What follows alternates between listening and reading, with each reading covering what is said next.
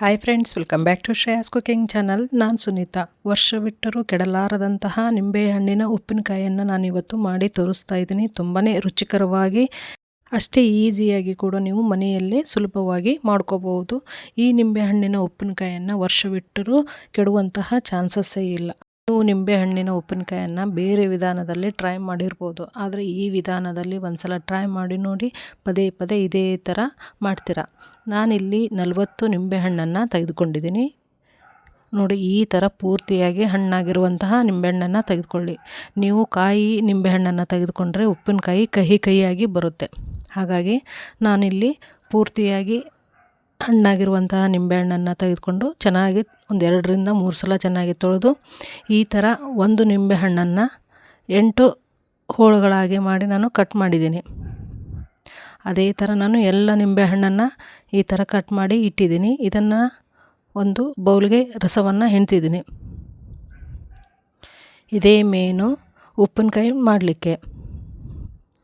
ಈ ಥರ ಒಂದು 75% ಅಷ್ಟು ನೀವು ನಿಂಬೆಹಣ್ಣಿನ ರಸವನ್ನು ತೆಗೆದು ಒಂದು ಪಾತ್ರೆಗೆ ನಾನು ಹಾಕ್ತಿದ್ದೀನಿ.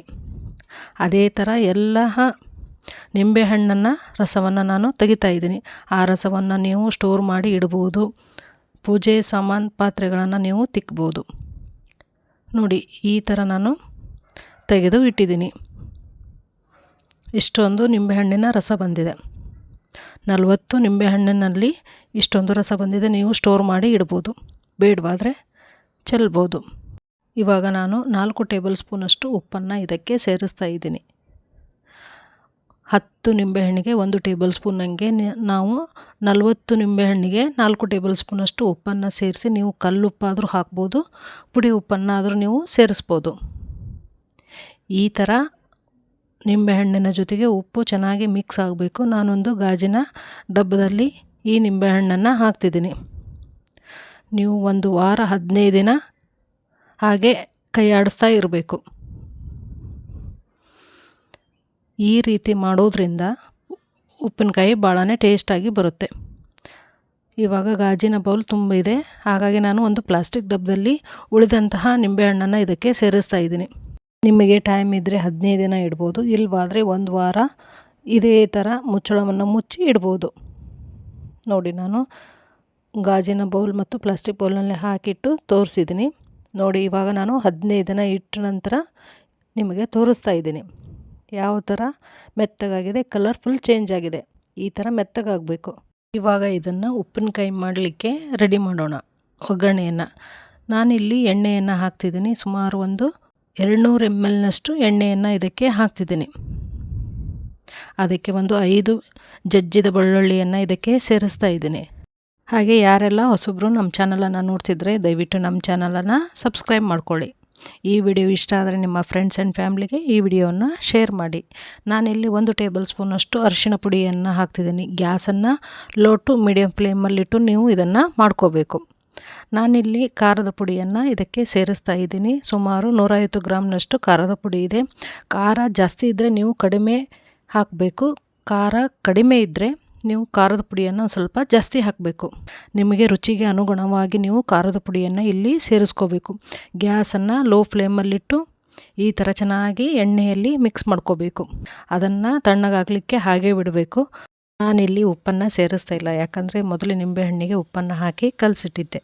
ಮತ್ತು ನಾನು ಒಂದು ಪಾತ್ರೆಯಲ್ಲಿ 1 kg ಆಗುವಷ್ಟು ನಾನು ಆರ್ಗ್ಯಾನಿಕ್ ಬೆಲ್ಲವನ್ನು ತೆಗೆದುಕೊಂಡಿದ್ದೀನಿ. ಅದಕ್ಕೆ ಟೀ ಕಪ್ಪಲ್ಲಿ 1 ಕಪ್ನಷ್ಟು ನೀರನ್ನು ಹಾಕಿ ಬೆಲ್ಲವನ್ನು ಕರಗಲಿಕ್ಕೆ ಇಟ್ಟಿದ್ದೀನಿ. ಇದು ಎಲ್ಲ ಬೆಲ್ಲ ಚೆನ್ನಾಗಿ ಕರಗಬೇಕು, ಚೆನ್ನಾಗಿ ಕರಗಿ ಕುದಿ ಬರಬೇಕು. ನಿಂಬೆಹಣ್ಣಿನ ಉಪ್ಪಿನಕಾಯಿಯನ್ನು ನೀವು ಬೇರೆ ವಿಧಾನದಲ್ಲಿ ಟ್ರೈ ಮಾಡ್ತಿದ್ರೆ ಸ್ವಲ್ಪ ಪ್ರಮಾಣದಲ್ಲಿ ಒಂದು 10-15 ನಿಂಬೆಹಣ್ಣನ್ನು ತೆಗೆದುಕೊಂಡು ಈ ವಿಧಾನದಲ್ಲಿ ಒಂದ್ಸಲ ಟ್ರೈ ಮಾಡಿ ನೋಡಿ. ಬಹಳನೇ ಚೆನ್ನಾಗಿ ಬರುತ್ತೆ. ಇದೇ ಥರ ನೀವು ಪದೇ ಪದೇ ಉಪ್ಪಿನಕಾಯಿಯನ್ನು ಮಾಡ್ತೀರಾ. ನೀವು ಆರ್ಗ್ಯಾನಿಕ್ ಬೆಲ್ಲ ಬಳಸೋದ್ರಿಂದ ಉಪ್ಪಿನಕಾಯಿ ತುಂಬಾ ಟೇಸ್ಟಿಯಾಗಿ ಕೂಡ ಬರುತ್ತೆ. ಇವಾಗ ಈ ಥರ ಎಲ್ಲ ಬೆಲ್ಲ ಕರಗಿ ಗಟ್ಟಿಯಾಗಿದೆ. ಇವಾಗ ನಾವು ನಿಂಬೆಹಣ್ಣನ್ನು ಇದಕ್ಕೆ ಸೇರಿಸ್ಕೋಬೇಕು. ನಿಂಬೆಹಣ್ಣನ್ನು ಸೇರಿಸಿದ ಮೇಲೆ ಎಣ್ಣೆಯಲ್ಲಿ ಖಾರದ ಪುಡಿ, ಅರಿಶಿಣ ಪುಡಿ ಹಾಗೆ ಬೆಳ್ಳುಳ್ಳಿಯನ್ನು ಮಿಕ್ಸ್ ಮಾಡಿ ಕುದಿಸಿದ್ವಲ್ಲ, ಆ ಮಿಶ್ರಣವನ್ನು ಇದಕ್ಕೆ ಸೇರಿಸ್ತಾ ಇದ್ದೀನಿ. ಗ್ಯಾಸನ್ನು ಲೋ ಟು ಮೀಡಿಯಮ್ ಫ್ಲೇಮಲ್ಲಿಟ್ಟು ಇದನ್ನು ಚೆನ್ನಾಗಿ ಮಿಕ್ಸ್ ಮಾಡಿಕೊಂಡು ಚೆನ್ನಾಗಿ ಕುದಿ ಬರಬೇಕು. ಚೆನ್ನಾಗಿ ಕುದಿಸ್ಕೋಬೇಕು ನಾವು. ನೋಡಿ, ಇವಾಗೆ ಕಲರ್ ಈ ಥರ ಕಾಣ್ತಿದೆ. ನೀವು ಆರ್ಗ್ಯಾನಿಕ್ ಬೆಲ್ಲ ಬಳಸೋದ್ರಿಂದ ಉಪ್ಪಿನಕಾಯಿಯ ಟೇಸ್ಟು ಡಬಲ್ ಆಗ್ತಾ ಹೋಗುತ್ತೆ, ಅಷ್ಟೊಂದು ಟೇಸ್ಟಿಯಾಗಿ ಬರುತ್ತೆ ನೋಡಿ. ಈ ಥರ ಚೆನ್ನಾಗಿ ಮಿಕ್ಸ್ ಮಾಡ್ಕೋಬೇಕು. ಉಪ್ಪಿನಕಾಯಿ ಎಲ್ಲ ಕುದಿ ಬರಬೇಕು. ಗ್ಯಾಸನ್ನು ಮೀಡಿಯಮ್ ಟು ಲೋ ಫ್ಲೇಮಲ್ಲಿಟ್ಟು ನೀವು ಈ ಥರ ಉಪ್ಪಿನಕಾಯನ್ನು ಕುದಿಸ್ಕೋಬೇಕು. ಹಾಗೆ ನಮ್ಮ ಉತ್ತರ ಕರ್ನಾಟಕದ ಸ್ಟೈಲಲ್ಲಿ ನಾವು ಎಲ್ಲ ಅಡುಗೆ ರೆಸಿಪಿಗಳನ್ನು ನಾನು ನಮ್ಮ ಚಾನಲಲ್ಲಿ ಅಪ್ಲೋಡ್ ಮಾಡ್ತಾ ಇರ್ತೀನಿ. ದಯವಿಟ್ಟು ನಮ್ಮ ಚಾನಲನ್ನು ಸಬ್ಸ್ಕ್ರೈಬ್ ಮಾಡಿಕೊಂಡು ಪಕ್ಕದಲ್ಲಿರುವ ಬೆಲ್ ಬಟನ್ನ ಕ್ಲಿಕ್ ಮಾಡಿ. ಇದು ಚೆನ್ನಾಗಿ ಕುದಿ ಬಂದಮೇಲೆ ನಾನು 4ರಿಂದ 5 ತಾಸು ತಣ್ಣಗಾಗಲಿಕ್ಕೆ ಬಿಟ್ಟಿದ್ದೆ.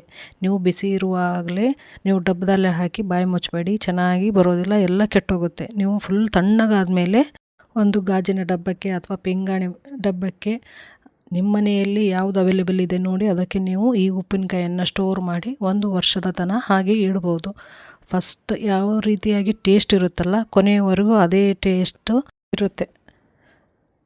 ನೀವು ಈ ಡಬ್ಬದಲ್ಲೇ ಹಾಕಿ 1 ಡೇ ಫುಲ್ ಹಾಗೆ ಬಿಡಬೇಕು. ನೆಕ್ಸ್ಟ್ ಡೇ ನೀವು ಇದನ್ನು ತಿನ್ಬೋದು. ಯಾಕಂದರೆ ಈ ನಿಂಬೆಹಣ್ಣು ಉಪ್ಪು, ಖಾರ, ಬೆಲ್ಲ ಎಲ್ಲವನ್ನು ಚೆನ್ನಾಗಿ ಹಿಡಿದಿಟ್ಕೊಳ್ಳುತ್ತೆ.